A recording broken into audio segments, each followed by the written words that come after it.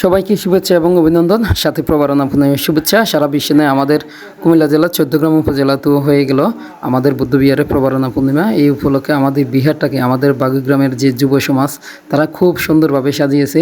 আর প্রবারণা পূর্ণিমাটা সাধারণত দুই ভাগে বিভক্ত। সকালবেলা আমরা 12টা পর্যন্ত পূর্ণিমা উদযাপন করে থাকি, আর এখানে তারা রাত্রে পানুষ উড্ডয়নের জন্য পানুষ তৈরি করতেছে। তো দুই অংশের এটা হচ্ছে সকালবেলা, আর বিকেলবেলা আমরা সন্ধ্যার পরে আমরা শিউলি পূজা করে থাকি। তো শিউলি পূজার জন্য তারা খুব সুন্দরভাবে পুরো অনুষ্ঠানটাকে সাজিয়েছে। এখানে আমাদের শিউলি পূজা হবে, আপনারা দেখতেই পাচ্ছেন। আমাদের এখানে অল্প সংখ্যক লোকজন, তবে খুব আন্তরিকতার সাথে যে পূজার যে স্টেজ সেটা সাজিয়েছে।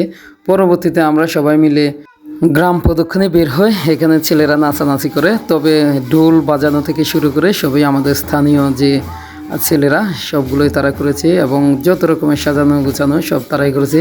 সর্বশেষ আমরা পানুষবাতি উড্ডয়ন করেছি, এবং পানুষবাতি উড্ডয়নের মধ্য দিয়ে জগতের সকল প্রাণীর সহ বিশ্বের সকল মানুষের মঙ্গল কামনা করেছি।